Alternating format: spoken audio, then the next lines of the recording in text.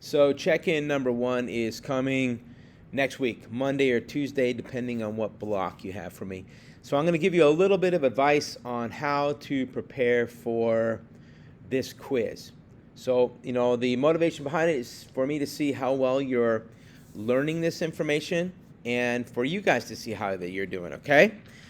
All right, so it's going to come from our packet, our unit packet here, right? So it's going to cover these core principles here that we've talked about.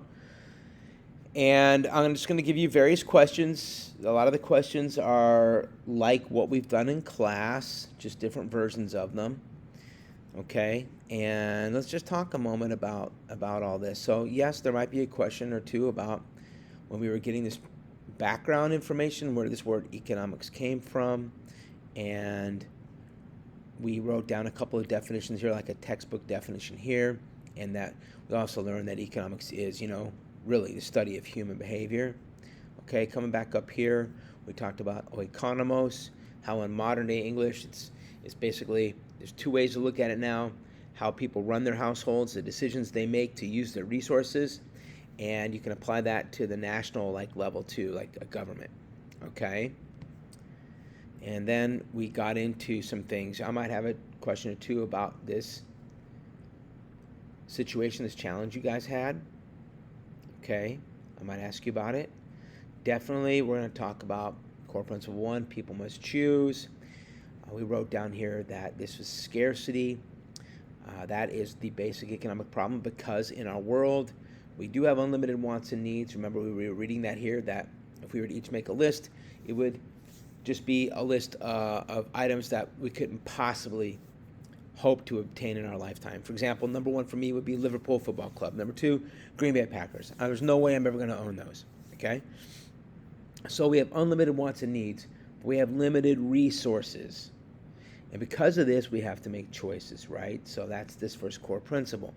Then we paused for a moment. We looked at the different factors of production, otherwise called productive resources. And we learned about these four. We spent some time highlighting those. You do need to know these four. This cartoon has been on tests in the past. See if you can figure it out. Then we labeled the top of these. Of course, this would be natural resources or land. This would be capital resources. This would be human resources. And this, of course, would be entrepreneurs. Then we did this. There were 10 different resources there. You may have done another one in class. There'll be another one like this on your check-in to be able to read about a business and see if you can identify the clearly identified resources. And you need to know your four categories. Opportunity cost, core principle number two, that all choices have costs. Doesn't matter how small your situation was of a decision you had to make. All right, there are things you give up. If you choose to wear a red shirt to school today, then you gave up wearing any other color, right? That's just a basic level. We talked about how you make thousands of choices in one day. The vast majority, you don't even think about. But we also talked about how there are times in life where you will have really big decisions to make. And you're going to go through this process that we call cost-benefit analysis, where you're going to look at something and you're going to be like, you're going to decide what's more important to me, what's going to be the benefit, because that's what I'm going to choose, that's why I'm going to do this over anything else. And of course, the anything else is what you gave up, and that's the cost. Okay? We also learned about there's no such thing as a free lunch, that every decision we make, there will be some kind of a cost. All right? We did not read this together. I would if I were you. It doesn't take very long. Okay? All right. Let's move on. We had this for homework. We just did this one class. Hopefully you wrote down the correct answer. If you did not do the homework like you should have, for shame. And then we did some practice ones here. And then we had those cartoons like this one, in which we're looking at opportunity cost. They were all opportunity cost cartoons. All right. Then we skipped this guy. We'll come back to him. And we got into this core principle that people respond to incentives in predictable ways. Incentives are, now if for some reason you may not have got this in class, if we ended class early, we talked about all these things, we may not have written it down, you should write it down now. Incentives are rewards that determine the choices people make. Incentives can be negative, they can also be positive, mainly positive, but there are negative incentives. We would have talked about that in class. Don't worry about it if you don't know what a negative incentive is right now. Okay, everybody did the fishing thing if you were here, and the whole point of me doing that activity with you was that you could see that a resource that's held in common, right, that everybody has access to it, but nobody owns it, they tend to be abused because we learned why. There's no incentive to see that that resource is sustained, that it continues, that it thrives. Because if you leave that resource alone, if you leave it idle, somebody else is going to come along and take it. Much like what happened in class when somebody put a fish down, a hand was there taking it right away from that person.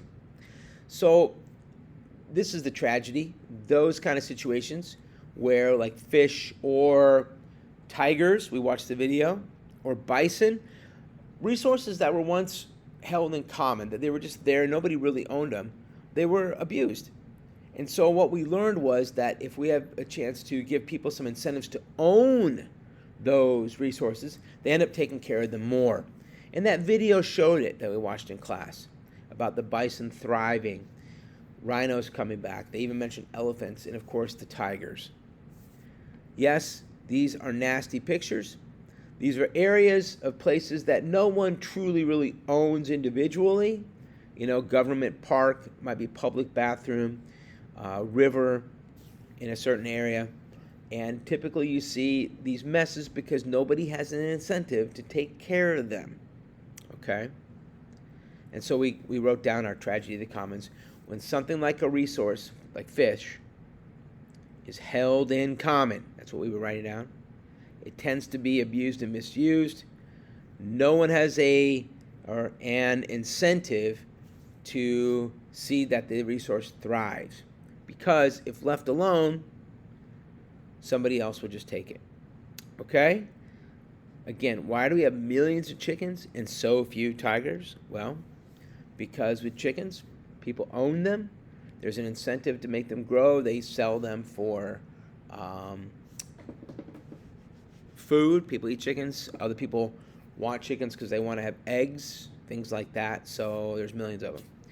Okay? Whereas tigers had that ban, and we saw that the ban is not effective. It makes you feel good, but there's no incentive to actually really take care of that tiger. The incentive is to kill them for their skulls, hides, and bones, right? So the ban did not work. Give people a chance to own them, and it was different. Okay, so that covers this first check-in.